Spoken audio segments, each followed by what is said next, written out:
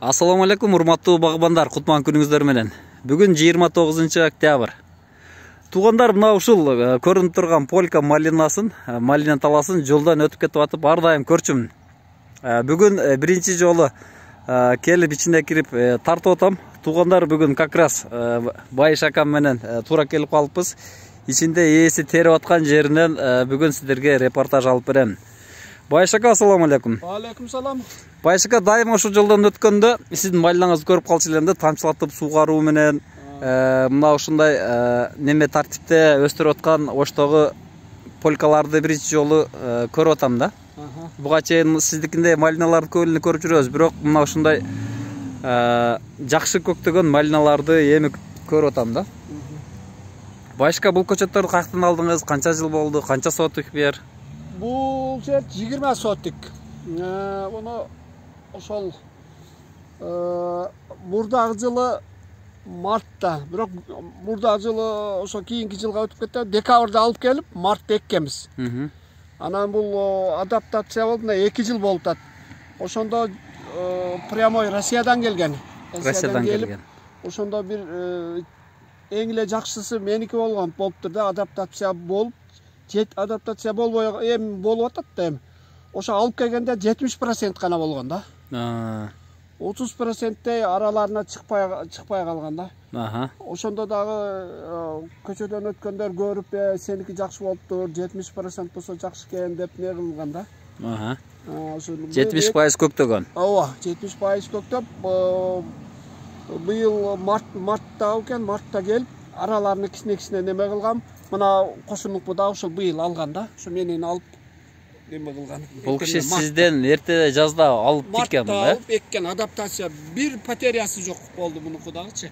Өзү эле неме кылып албаса, анан кийин 2 айдай карадым. Ушу менен алып экти. Бир потерясы жок. 200 штук алды эле, 200 штук берди да. Бул адаптация болуп, ошол балайам айтты, ака, бир потеря болгон жок.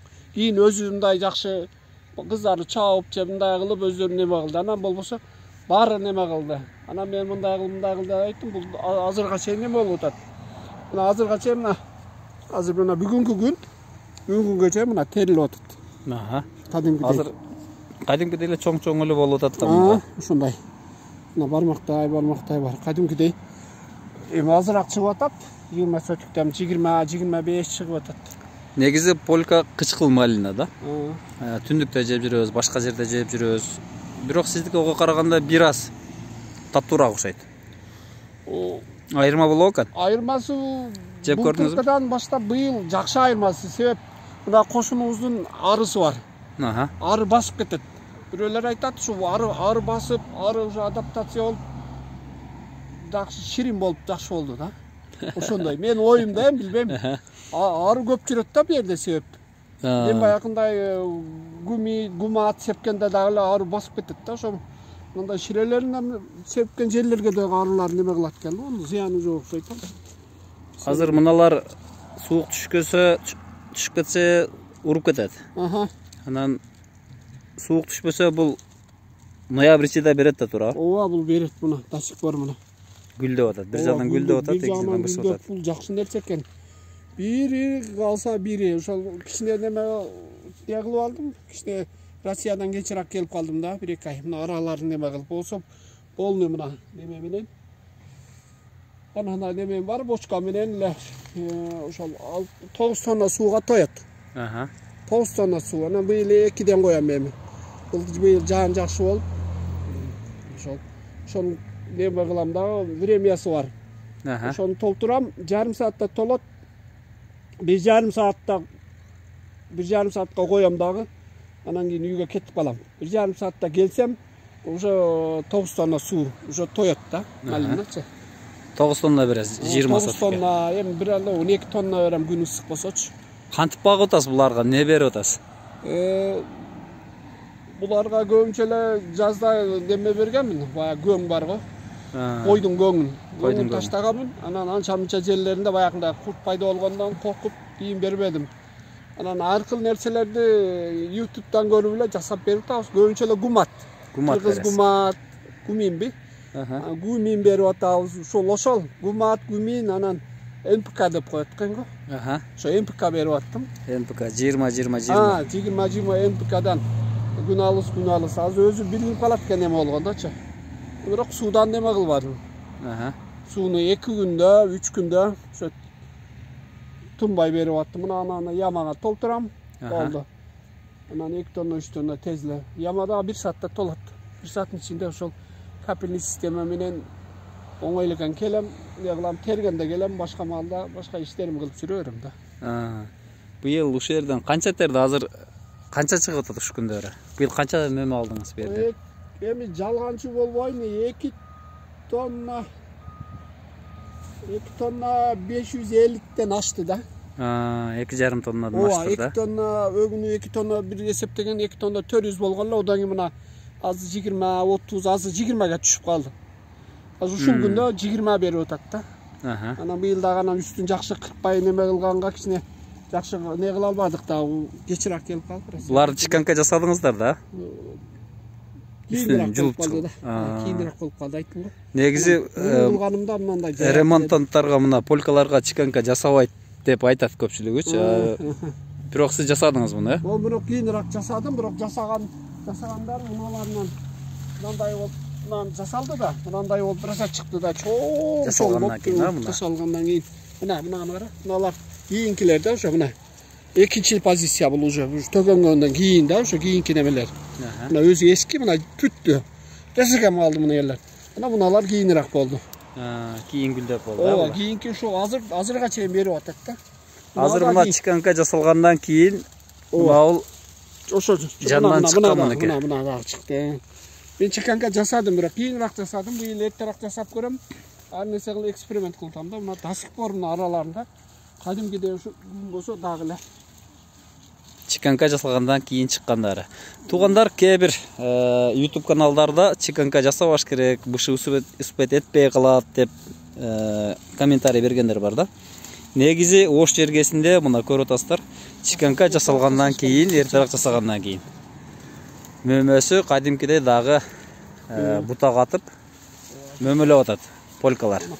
Мына ушулар мына чиканкадан кийинкилерин аябай чоң алган да, мына көрдүңбү? Азыр ушулар терип атасыздар. Ооба, ушулар терип атабыз. Мына бирөөсү келип айтат, эмне биз болду, курап калды дейт. Курабайт, бул бере берет деди. Мына берип атат дагы элечи. Мына до сих пор ушул неме берип атат да, ушул. 3 күндө, 4 күндө, 3 күндө терип коюп алып, 3 күндөн кийинче бир. Байшака аралыгын канча тиккен элеңиз? Бул сал жакыныраак болуп калды, 1.60чы. 1.60. 1.60 өзү 1.80 дейт, 1.60. Азыр норма экен, бул деле нормада. Тергенге жакшы. Анан неме буга шпалер коюлбайт, жакшы. Рабочий экен да, жакшы экен аябай. Шпалер тарткан эмес. Жок, өзүнүн немеси да жетиштүү. Неме кылыпчы, мына араларында мотоблок менен жүрөм. Мотоблогум бар. Жаздын күндөрчү. Полный мотоблок менен жүрөм, анан ичине чирик-пириктер таштайм. Ошол бар тамыр менен бере берет экен да. Анан чөптөрдү орбой эле ошол жерге таштап аткан мына чирикте, чирик баарын алат, чирик экен. Ошол бир чила неме кылып. Ошо азырга чейин мына ана аялдарым терип жүрүшөт. Терип атышаттар. Терип атышат, кадимкидей.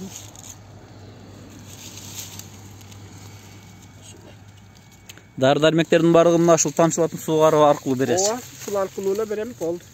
20 аралыктан тешиктери. Ооба, быйыл экини коям эми. Былтыр убактым болбой, ушу жакшы карабаганымда ушунча болду да бул. Почти өзү 2 тонна немеге 2 тонна 400 азыр ушу 2 тонна 550ге жетти да. Уже мына бүгүнкү күндө. Байшака. Арасынан уже көчөттүк немелер чыгып калыптыр уже. Мыналарды мисалы үчүн көчүрүп тиксе болот да. Адаптациядан өткөн, ылайыкташкан уже. Апарып эле тиксе, сиз айтмакчы 100% болбосо бир 98-99% көктөйт да. Ооба, булар Кудай кааласа. Ошол көчөттөр бар. Анан айтсаңыз көчөт бар деп калдыңыз, көчөт сатасыз. Ооба. Канчадан сатасыз? 30 сомдон эле. 30дан эле бересиз. 30дан эле берем. Ками жок, немеси да жок, мындай эле дыйкан. Дыйканча. Ооба, биз өзүбүз ошол адаптация болбогонун 40тан алып эккенбиз, неме кылганбыз. Жакшы, Аллага шүгүр, өзүбүздүн ишеничтүү акелер алып кеп берген, ошондой 70%тен неме болгон. Özüzün lakalar uzap kötөрgөн. Туғандар, мына Полька ош жергесинде болуп атат. Ошто Жапалакта. Курманжан атка мектебинен оң жакка бурулуп туруп эле бир канча? Bir 1 kilometre жүрсөңүздөр 200 метр. 200 эле метр экен. 200 метр жүрсөңүздөр сол тарабында ушул малина бар. Байшака номеринде жазып кетемин. Эгер көчөт керек болот, керек тигемин дей турган болсоңуздар, ушу киши менен байланышып алып барып тигип алсаңыздар болот экен. Дагы убакыт бар, жерге тоң түшкөнгө чейин эгип калсаңыздар болот. Мына туугандар, эң негизгиси бул малинанын биздин шартка ыңгайланышканы. Адаптацияный период өткөн. Коркпой эле барып тиге бересиздер, жакшы жер алыстан тамыры шамалдабайт. Апарасыздар, жер даяр болсо сразу тигип туруп сууну коюп койсоңуздар, сразу көктөйт. Эч кандай дары-дармегин бербейсиздер, биогумус, НПК деп эле кийинки жылга бере бересиздер. Азыр жерди айдатып, даярдап туруп эле апарып тигип сууну коюп коюңуздар, кийинки жылы жаздан буюрса чыгарат. Башка тамырын кантип казып бересиз? Бир көрсөтүп бербейсизби? Бу жерде бир неме барбы? Казганды билеңиз.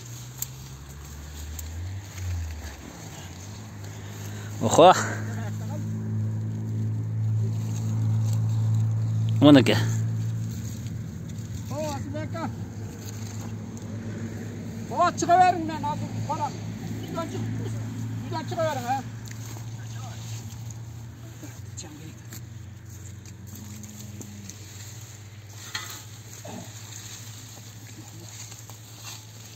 Şularken de neler kasıp vereyim. Охо. Aha. Şular var, neler var. О.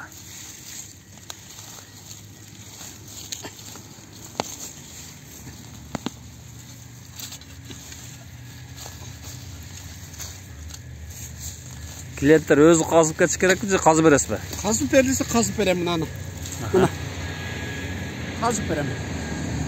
Топурган кишине көңчү.